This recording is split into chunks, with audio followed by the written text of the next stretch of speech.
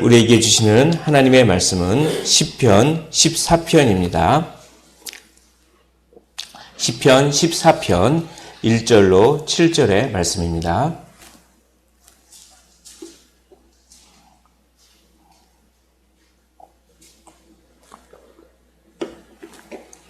시편 14편 1절로 7절, 제가 봉독을 해드리고 7절 마지막 절을 함께 읽도록 하겠습니다.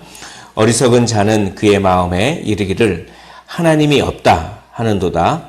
그들은 부패하고 그 행실이 가증하니 선을 행하는 자가 없도다. 여호와께서 하늘에서 인생을 굽어 살피사 지각이 있어 하나님을 찾는 자가 있는가 보려 하신즉 다 치우쳐 함께 더러운 자가 되고 선을 행하는 자가 없으니 하나도 없도다. 죄악을 행하는 자는 다 무지하냐. 그들이 떡 먹듯이 내 백성을 먹으면서 여호와를 부르지 아니하는도다. 그러나 거기서 그들은 두려워하였으니 하나님이 의인의 세대에 계심이로다. 너희가 가난한 자의 계획을 부끄럽게 하나 오직 여호와는 그의 피난처가 되시도다. 7절 함께 읽겠습니다. 시작. 이스라엘의 구원이 시온에서 나오기를 원하도다. 여호와께서 그의 백성을 포로된 곳에서 돌이키실 때 야곱이 즐거워하고 이스라엘이 기뻐하리로다. 아멘. 오늘 1절에 보시면 어리석은 자는 이라고 나옵니다.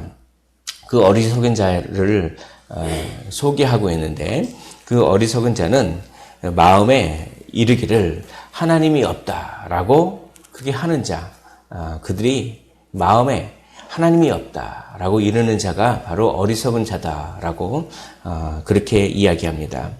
그러니까 이 어리석은 자는 하나님이 안 계신 것처럼 사는 사람입니다.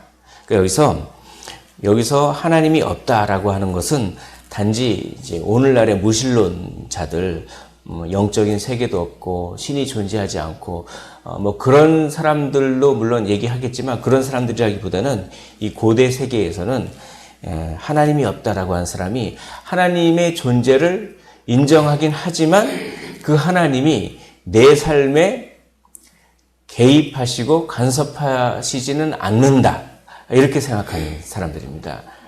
그러니까 실제로 삶의 현장에서 마치 하나님이 안 계신 것처럼 사는 사람, 그리고 나의 삶과 하나님을 연결시키지 않는 사람, 하나님 중심적이지 않고 자기의 생각과 자기 중심적인 삶을 사는 사람, 이런 사람이 다 그의 마음에 이르기를 하나님이 없다라고 하면서 어리석은 자다라고 하는 사람입니다. 그러니까 분별력이 없고 절제력이 없는 그런 사람이 바로 어리석은 사람인데, 왜 그러냐면 이 분별력이 없고 절제력이 없어서 자기 욕심이 자기 이기적인 욕심과 그런 자기 중심적인 마음이 막 일어나면 마치 그 순간 하나님이 없는 것처럼 마음속에 생각되기 때문에, 그러기 때문에 하나님을 의식하지 않고 자기 욕심에 자기 마음대로 행동을 해버립니다. 그러니까 그런 사람은 어리석은 자요, 절제력이 없는 사람이요, 또 한편으로는 그 순간 하나님이 여기 개입하신다, 하나님이 나를 바라보고 계신다, 이걸 생각하지 않기 때문에 분별력이 없는 사람, 그러니까 그런 사람들은 다 어리석은 자다라고 하는 것입니다. 여기서 이 어리석은 자라고 하는 이 히브리어가 나발입니다. 나발. 어리석은 자가 여기서 나발이라고 하는 말인데, 이 나발하면 사무엘상에서 그렇게 그 다윗이 이렇게 도움을 요청했는데 그 도움을 거부한 사람입니다. 그 나발의 아내가 아비가일이죠. 그 아비가일이 나중에 다윗의 아내가 되는데, 이 나발에게 다윗이 좀 이렇게 먹을 것이라든지 이런 걸 요청했어요. 그런데 그도 그럴 것이 그게 정당한 한 것입니다. 왜냐하면 그 나발이 살던 그 지역 그 땅을 사실 다윗이 보호해주고 있었기 때문에 그 아말렉 족속이라든지 아무튼 그런 그 족속들의 침입으로부터 다윗이 보호해주고 있었기 때문에 그 나발에게 이런 걸 요구하는 것은 당연한 건데, 나발이 순간적으로 자기 욕심에 사로잡히니까 그걸 거부하면서 다윗이 어디 있느냐 뭐 이런 식으로 막 다윗을 어떻게 합니까? 그렇게 막 이렇게 깎아내리면서 막 비아냥거리면서 이렇게 하니까 다윗이 자기가 지켜줬는데도 그렇게 얘기하니까 나발을 치려고 합니다. 그때 나발의 아내였던 아비가일이 와서 다윗에게 잘 지혜롭게 말함으로 말미암아 다윗이 그걸 하지 않죠. 그런데 이 나발이 그 소식을 듣고 다윗이 자기를 뭐 친다고 하는 소식을 듣고 뭔가 갑자기 스트레스를 받았는지 갑자기 급사를 해버립니다. 그래서 이제 오히려 그렇게 심판이 되는 이 나발 사건이 바로 그겁니다. 그 순간에 자기 중심적인 이기심, 그 순간에 그런 거에 사로잡혀가지고 제대로 자기가 해야 할 일을 하지 못하고 하나님이 보시기에 마땅히 해야 할 일을 하지 못하고 분별력이 없어지고 눈이 그냥 깜깜해지고 그러니까 어리석은 자처럼 하나님이 없는 것처럼 그렇게 행동하는, 그게 이제 나발의 그 모습이 바로 그런 모습이거든요. 이 어리석은 자는 그러니까 한마디로 이겁니다. 그 죄악에 막 빠지려고 하는 상태. 그때는 모두 다 그렇게 어리석은 자가 되는 것이죠. 그래서 이 1절은 예수님을 믿지 않는, 하나님을 믿지 않는 자에게도 당연히 해당되지만 하나님을 믿는 자가 순간적으로 하나님이 없는 것 같이 행동할 때도 이 1절이 해당하는 거예요. 그러니까 우리는 예수님을 믿고 하나님을 믿는다고 하면서도 우리의 삶 가운데 순간순간 마치 하나님이 없는 것처럼 행동할 때가 얼마나 많습니까? 순간 우리가 욕심에 사로잡힌다든지, 순간 자존심에 사로잡힌다든지, 순간 명예에 사로잡힌다든지, 쾌락에 사로잡힌다든지, 그럴 때는 하나님이 없는 것처럼 행동하죠. 이 칼 트루먼이라고 하는 어떤 저명한 학자가 이렇게 얘기했습니다. 우리가 죄를 짓는 순간 그 마음의 깊은 마음 깊은 곳에는 이런 마음이 있다고 합니다. 하나님께 배반하고 하나님으로부터 벗어나려고 하는, 하나님으로부터 벗어남으로써 느끼는 그 쾌감. 그러니까 우리가 이게 죄를 짓는 순간 내가 마음 깊은 곳에는 내가 하나님의 율법으로부터 하나님이 나한테 원하시는 그것으로부터 내가 벗어났다고 하는 그 쾌감이 있답니다.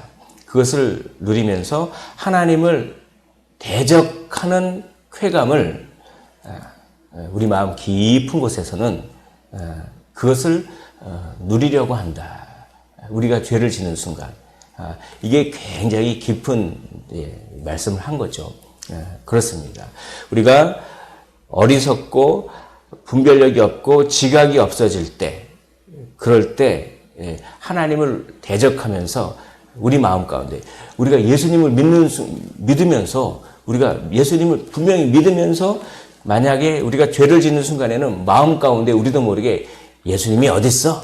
난 내가 하고 싶은 대로 할 거야 라고 하면서 그게 우리 마음 가운데 깊은 하나님을 대적함으로써 누리는 쾌감을 우리가 누리고 있다, 이런 얘기를 했는데 이게 상당히 공감되는 말입니다. 그러니까 우리가 죄를 짓고 그 순간은 마음속으로 하나님이 어디 있어? 내가 하고 싶은 대로 할 거야. 라고 하는 그 순간입니다. 그러니까 오늘 이 다윗의 시는 굉장히 깊은 내용을 담고 있습니다. 단지 무신론자, 예수 안 믿는 뿐만 아니라 우리가 예수님을 믿고 하나님을 믿으면서도 우리도 어리석은 자, 하나님이 없다고 마음 가운데 외치는 자가 될 수 있음을 고백하고 경고하고 있는 것입니다. 그만큼 우리는 어떻게 합니까? 자기 자신을 늘 돌아봐야 되는 것이죠. 이렇게 마음 가운데 하나님이 없다라고 하는 그런 사람들은 행실이 가증하고 선을 행하지 않고, 그리고 2절 여호와께서 하늘에서 인생을 굽어 살피사 지각이 있어 하나님을 찾는 자가 있는가 보려 하신즉, 즉 여호와께서 지금 내가 무슨 행동을 하고 있는지를 바라보고 계신다라고 하는 그 사실을 순간적으로 그거를 인정하려고 하지 않고 거부합니다. 그러니까 우리가 죄를 짓는 순간은 하나님이 죄를 짓는 나의 모습을 바라보고 있다고 하는 사실을 의식적으로라도 거부하려고 하면서 죄를 짓는 거예요. 네. 그러니까 이것을 잘 마음속에 좀 새기라고 오늘 본문이 얘기하는데, 저 자신을 살펴보더라도 참 제가 어리석을 때가 많았구나.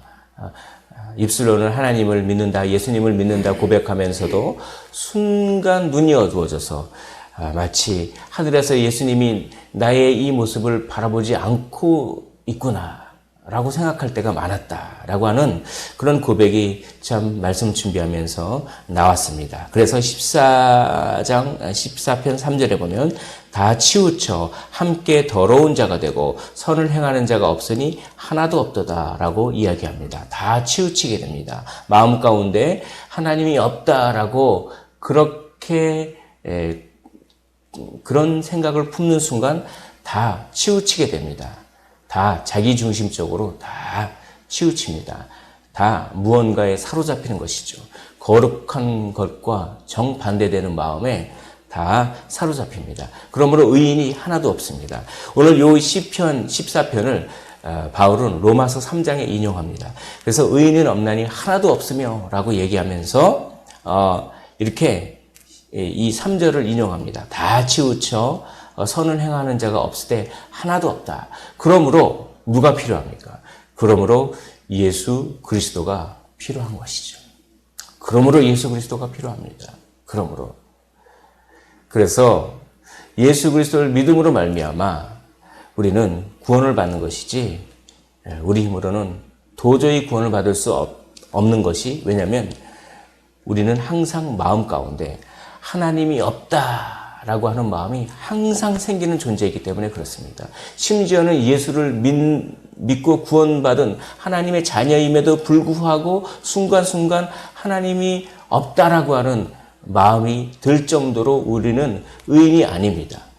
이렇게 죽을 수밖에 없는 그 우리를 항상 한쪽으로 치우쳐서, 자기중심적으로 치우쳐서 선을 행하는 것이 하나도 없고, 그런 우리를 위해서 예수 그리스도께서 죽으심으로 말미암아 우리는 이제 하나님께서 인정하시는 의인이 되었습니다. 할렐루야. 이 주님을 늘 기억하시기를 원합니다. 이렇게 그 마음에 하나님이 없다라고 하는 이런 사람들이 하는 일이 있습니다. 그것이 4절에 나와 있습니다. 죄악을 행하는 자는 다 무지하냐? 그들이 떡 먹듯이 내 백성을 먹으면서 여호와를 부르지 아니하는도다. 일단 이 하나님의 백성들을 막 괴롭히는 것이죠. 막 괴롭히면서 막 잡아먹듯이 잡아먹는다는 것입니다. 그러면서도 여호와를 부르지 아니한다. 하나님이 없다라고 하는 마음이 확 들면은 그렇게 막 하나님을 믿는 사람들을 막 잡아먹으려고 하고 이제 그렇다는 것이죠. 그런데 그들의 운명은 어떻습니까? 5절에 그러나 거기서는 시온을 말합니다. 하나님의 임재하는 그 곳에서 그들은 두려워하였으니 하나님의 의인의 세대에 계심이로다. 하나님이 의인의 세대에 계신다. 이것은 하나님이 의인의 편을 드신다. 이런 얘기입니다. 그래서 하나님이 의인의 편을 들기 때문에 이제 그들이 이제 막 의인을 잡아먹으려고 하지만 결국 하나님께서 심판하셔서 그들은 하나님의 임재 앞에 거기서 두려움에 떨게 된다라고 하는 그런 그 하나님이 없다라고 하는 사람들의 운명이 그렇습니다. 우리도 사실 그런 운명이죠. 예수님을 믿지 않았으면 우리는 늘 마음 가운데 하나님이 없다라고 하는 마음이 늘 있기 때문에 우리도 그런 운명이었지만 예수 그리스도를 믿었기 때문에 예수 그리스도를 믿는 것 때문에 우리는 구원을 받게 되는 그것입니다. 자, 이 의인이 누군지를 또 얘기합니다. 그 의인이 누구냐면 지각이 있는 자들인데 그 지각이 있는 자들이 바로 6절에 나옵니다. 너희는 가난한 자의 계획을 부끄럽게 하나 오직 여호와는 그의 피난처가 되시도다라고 이야기합니다. 가난한 자가 바로 의인인데 이 가난한 자가 지각이 있는 사람이고 이 가난한 자가 지각이 있는 사람인데 계획이 있는 사람입니다. 그래서 여기서 너희가 가난한 자의 계획을 할 때 이 계획은 분별력입니다. 분별력을 부끄럽게 하나. 그러니까 이거예요. 이 지각이 있는 자는 분별하는 사람입니다. 어떤 분별을 하는 하냐면 항상 자기의 삶을 하나님이 바라보고 있다고 생각하는 사람이에요. 그래서 항상 자기의 삶과 하나님을 연결시키는 그런 분별력이 있는 사람. 그게 이제 계획이라고 번역을 했는데 분별력입니다. 분별력. 그런 분별력이 있는 사람입니다. 그런 분별력이 있는 사람은 항상 어떻게 행동할까요? 내가 지금 행동하는 게 하나님이 기뻐하실까? 하나님의 영광이 될까? 항상 그 기준으로만 행동하지 않겠습니까? 그 기준을 가지고 행동하는데 그 행동하는 사람을 분별력이 없고 마음에 하나님이 없다라고 하는 사람들은 그런 사람들을 막 잡아먹으려고 해요. 막 잡아먹으려고 합니다. 그러나 오직 여호와께서 그렇게 분별력이 있고 행동하는 그런 사람들의 피난처가 되셔서 이제 그들의 편이 되셔서 그들을 회복시키시고 그들을 구원시키신다라는 그런 얘기입니다. 그것이 7절에 있습니다. 이스라엘의 구원이 시온에서 나오기를 원하도다. 여호와께서 그의 백성을 포로된 곳에서 돌이키실 때 야곱이 즐거워하고 이스라엘이 기뻐하리로다. 이것은 역전하시는 하나님을 얘기합니다. 운명을 바꾸시는 하나님입니다. 그렇게 하나님의 뜻대로 살려고 그런 분별력을 가지고 하나님 나를 지금 바라보고 있다라고 하는 그 마음을 가지고 살려고 하는 사람들이 막 고통을 당하지만 막 잡아먹힘을 당하는 것 같지만 그 선한 사람들의 운명을 바꾸어 주시고 역전시켜 주시니 악인들이 득세할지라도 위축되지 말고 낭망하지 말고 용기 있게 어떻게 합니까? 계속 분별력을 가지고 살아라 라고 이렇게 시인이 이야기를 하는 것입니다. 오늘 이 본문을 통해서 우리가 깊이 생각해 봐야 될 것은 바로 그것입니다. 우리 마음 가운데 하나님이 없다라고 생각하면서 분별력이 흐려지면서 어리석은 자가 될 때가 얼마나 많습니까? 그러나 우리가 항상 늘 깨어 있어서 내가 하는 이 행동이 하나님이 바라보고 계시고 내가 아무리 숨으려고 해도 어둠 가운데 아무리 숨으려고 해도 하나님이 그것을 다 아시고 그러면서 분별력을 가지고 하나님이 원하시는 삶, 하나님께 영광을 돌리는 삶이 무엇인가 그것만을 기준으로 하면서 살아가면 하나님이 우리의 인생을 전부 알아서 책임져 주신다라고 하는 이 원리를 다윗이 이야기하고 있습니다. 다윗이 그렇게 살았습니다. 다윗은 항상 하나님이 여기 계시지, 하나님이 여기 계시지. 그래서 원수를 갚을 기회가 있었음에도 불구하고 사울을 죽일 기회가 2번이나 있었음에도 불구하고 하나님의 기름 부음 받은 자를 내가 어찌 죽일 수 있느냐? 그건 뭡니까? 어떻게 그런 행동을 할 수가 있겠습니까? 그것은 그 순간 하나님이 나를 바라보고 계신다라고 하는 분별력이 있었기 때문에 그런 행동을 할 수가 있었어요. 그러니까 하나님이 다윗의 인생을 오히려 더 책임져 주시고 다윗의 원수를 하나님이 직접 갚아주시며 다윗의 그 삶을 더 선하게 이끌어 주시지 않았습니까? 오늘 우리 마음 가운데 하나님이 늘 계시고 그 분별력으로 삶을 살아드려 우리가 인생을 사는 그런 인생이 아니라 하나님이 우리의 인생을 이끌어 주시는 그런 인생을 사시기를 주님의 이름으로 축원을 드립니다. 기도하겠습니다.